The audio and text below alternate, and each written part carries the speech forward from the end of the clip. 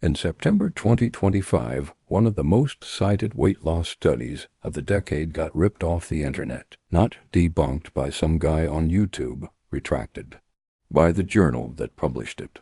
Officially, the study claimed a few teaspoons of apple cider vinegar a day could melt off almost 8 kilograms in 12 weeks. It went everywhere, morning shows, headlines, a million TikToks. Then statisticians actually looked at the numbers. Different groups had identical averages, but different spreads, which mathematically shouldn't happen. The trial was never even registered properly, and nobody anywhere could reproduce the results from the raw data. So it got pulled. I'm telling you this first because it's the whole reason this video exists. Most fat-burning food lists are built on exactly this kind of shaky science, and almost nobody fact-checks them. This list is different. Every food on it is backed by actual peer-reviewed human trials, with the real mechanisms explained, and I'm also going to tell you which superfoods come with genuine risks that most videos conveniently leave out. By the end of this, you'll know exactly which 10 foods the evidence actually supports, what dose makes them work, and which ones can land you in an A if you eat them wrong. Yes, that's a real thing on this list. Let's start with what fat burning actually means, because almost everyone gets this wrong. Here's the common belief. Certain foods burn fat directly. Eat enough grapefruit or green tea, and your body torches stored fat like a furnace. Here's the problem. There is no food that does that. None. What actually happens is way more interesting. Fat burning, technically called fat oxidation, is your body breaking down stored fat into fuel and converting it into energy in your cells.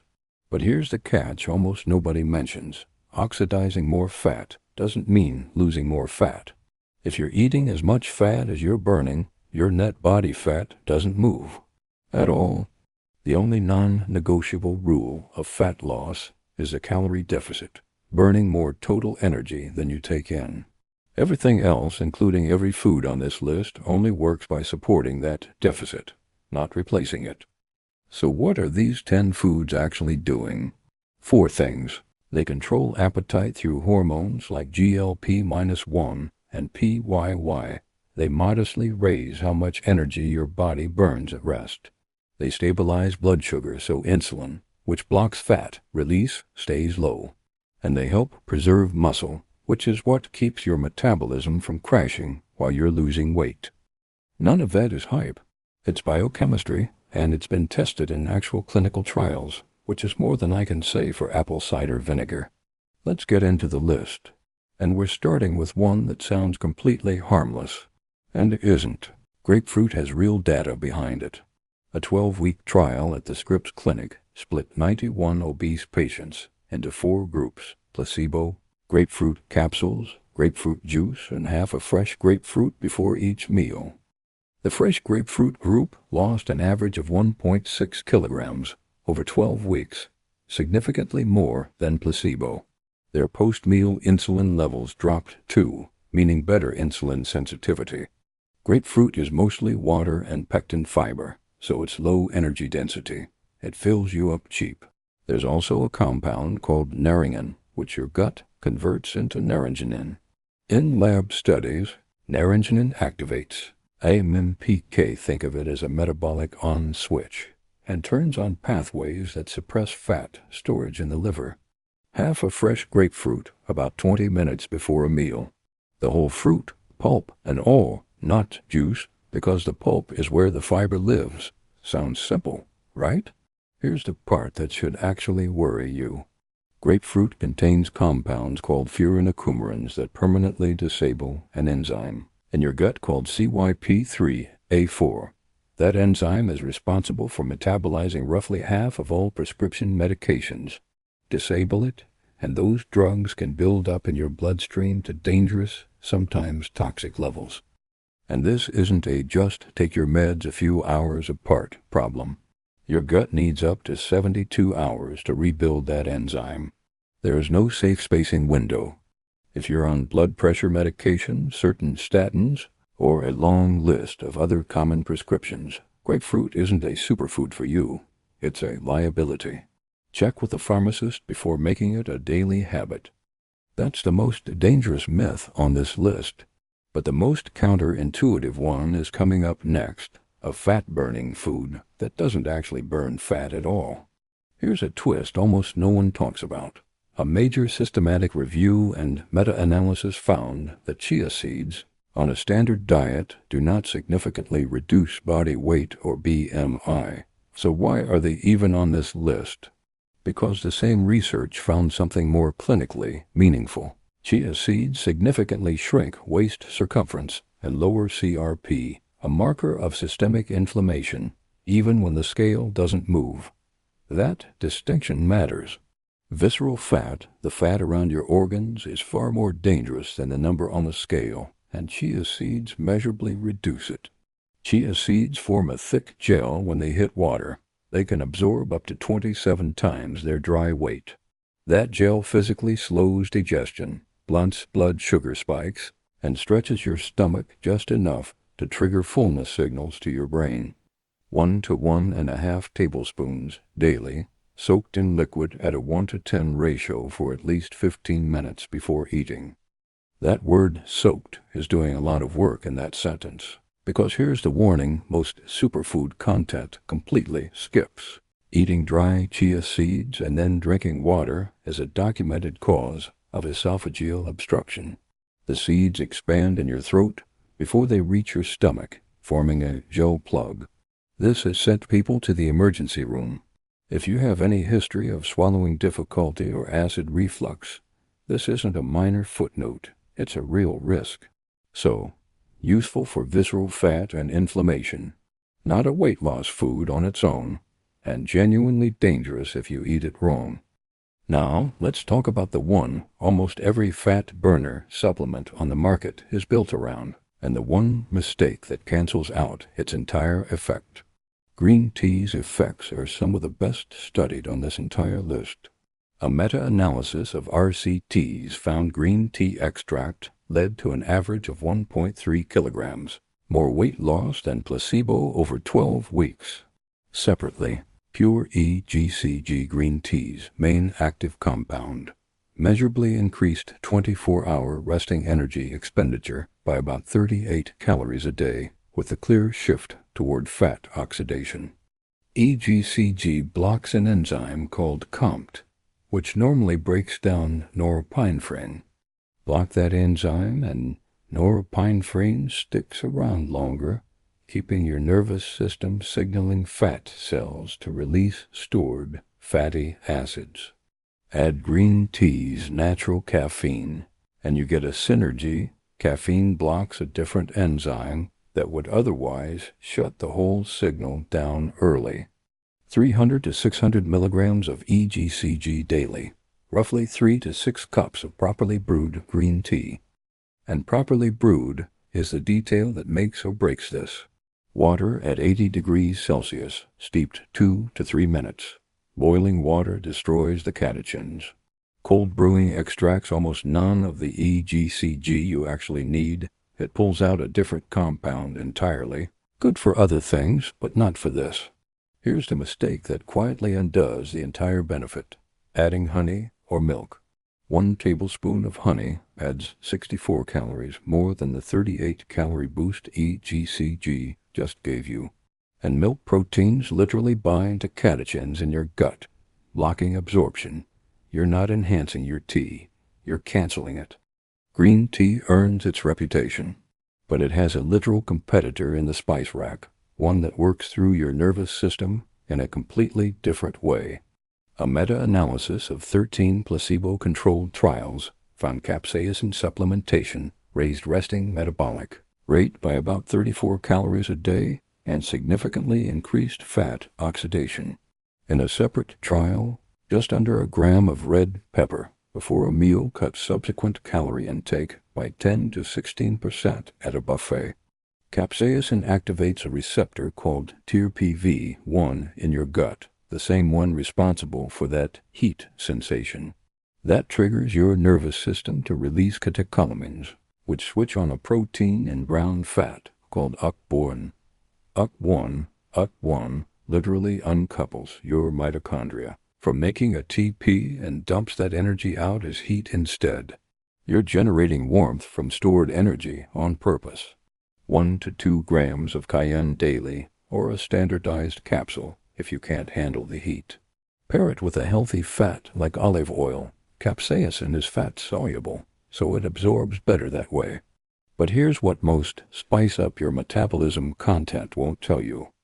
If you eat spicy food constantly, your TRPV1 receptors desensitize over time. The same dose stops producing the same effect. And at high doses, capsaicin can trigger real GI irritation. Bad news if you already have reflux or IBS. Speaking of dose response, there's a spice with an actual published threshold. Below it, nothing happens. Above it, the data is remarkably consistent. A 2024 dose-response meta-analysis covering 27 randomized trials and over 1,300 participants found ginger significantly reduced body weight, BMI, waist circumference, and body fat percentage. The key number: 2 grams a day for at least 8 weeks. Below that threshold and for shorter durations, the effect doesn't reliably show up. Gingerols and chagalls trigger catecholamine release, raising resting metabolic rate, similar to capsaicin, while activating a MPK, which shuts down the genes responsible for building new fat. Ginger also dials down pancreatic lipase, the enzyme that absorbs dietary fat, and acts on serotonin receptors in your gut to help regulate appetite. In a 9-week trial, women on a calorie-restricted diet supplemented with EEEO lost an average of 2.4 kilograms, almost double the 1.3 kilograms, lost by a group eating the same calorie-matched diet with soybean oil instead. Same calories, different oil, different result. EEO is rich in oleic acid, which your gut converts into a signaling molecule called OEA. OA activates a receptor called PPA-alpha, which does 2 things at once. It tells your brainstem you're full, and it switches on the genes responsible for breaking down fat in your liver. 1 to 2 tablespoons daily, used raw salad dressings, drizzled over vegetables, not heated past its smoke point, because heat destroys the polyphenols responsible for this entire effect. Here's the catch nobody mentions when they call olive oil a fat-burning food. It's 120 calories per tablespoon. It is not a free pass. Pour it on everything without adjusting your overall intake, and you'll gain weight, not lose it, proving once again that nothing on this list works outside of a calorie deficit. Olive oil works through a hormone pathway. The next food works by literally changing your biochemistry in a lab-measurable way. They put people on a controlled diet and watch their fat-burning rate shift in real time.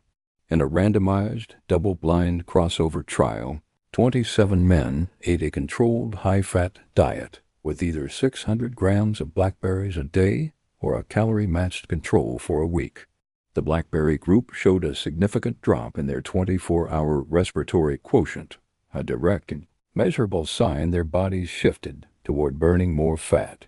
Their insulin response to a glucose test improved too. Blackberries are loaded with anthocyanins, which block some digestive enzymes that absorb fat and carbs. Once absorbed, their main compound activates a MPK in muscle and fat tissue, which lowers a molecule called malonyl-CoA. Less malonyl-CoA means fatty acids move into your mitochondria more freely, literally clearing the on-ramp for fat oxidation. 1 cup daily, fresh or frozen, eaten whole, not juiced, which strips the fiber and destroys the anthocyanins, leaving you with sugar water. Now we're entering the final stretch. 3 foods that didn't make this list because they're flashy. They made it because food for food. They have the strongest, most consistent human evidence of anything here. Eggs consistently show up in satiety research as one of the most filling foods per calorie that exists. An egg-based breakfast significantly reduces how much people eat over the next 24 to 36 hours. compared to a calorie-matched carb breakfast. Eggs are loaded with leucine, an amino acid that directly activates a pathway called mTOR, the switch that tells your body to build and preserve muscle. That matters more than people realize. Muscle is metabolically active tissue, and losing it during a diet is what tanks your metabolism long term. Eggs also have a high thermic effect. Your body burns 20 to 30% of their calories just digesting them. 1 to 2 whole eggs daily, poached or boiled rather than fried in oil, paired with fiber like avocado or oats. Eggs protect the muscle you have. The next food does something similar, but through fiber instead of protein, and it has one of the largest, cleanest datasets on this entire list. A meta-analysis of 11 randomized trials found daily beta-glucan from oats reduced body weight by an average of 0.77 kilograms and BMI by 0.62, without anyone being told to cut calories. In a separate trial, oatmeal slowed gastric emptying and reduced hunger significantly more than a calorie-matched bowl of cornflakes. Oat beta-glucan forms a thick gel in your stomach that physically slows digestion, blunting blood sugar spikes. When it reaches your colon, gut bacteria ferment it into short-chain fatty acids, which trigger the release of GLP-1 and PY, the same satiety hormones your body uses to tell your brain, stop eating. 1.5 cups of cooked oatmeal daily, steel-cut or old-fashioned, not instant packets which are processed enough to break down the very fiber structure that makes oats work, and usually loaded with sugar besides. Oats build the foundation. But for the single strongest combination of evidence in this entire video, we're ending with a food that does almost everything the other 9 do at once. In one trial, women eating a Greek yogurt snack reported significantly more fullness than women eating a calorie-matched high-fat snack. In a separate 12-week trial, men combining Greek yogurt with resistance training gained nearly double the muscle mass, 2.4 kilograms versus 1.3, and actually lost body fat percentage, while a carb-matched control group gained fat. Greek yogurt is loaded with casein, a slow-digesting protein that forms a gel in your stomach and releases amino acids steadily for hours, including leucine, which keeps that muscle-preserving mTOR pathway switched on, just like eggs. At the same time, that steady protein release triggers PYY and GLP-1, suppressing hunger hormones like ghrelin, just like oats and chia do through fiber. It's doing the protein job and the satiety job in one food, with some of the cleanest human trial data of anything on this list. 150 to 200 grams daily, plain and unsweetened, paired with berries or chia seeds to combine slow protein with fiber. Skip the fruit on the bottom cups. They're often loaded with as much added sugar as a dessert. That's the full list. And if you're keeping track, this is exactly why it's ranked number 1. Not because it's trendy, but because the evidence stacks higher here than anywhere else on this video. So here's what we actually built today.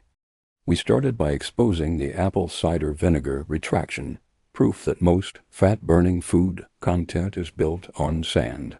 Then we went through 10 foods that aren't. You learned grapefruit works, but can be dangerous with common medications. You learned chia seeds don't touch the scale, but meaningfully shrink the fat that matters most if you don't choke on them first.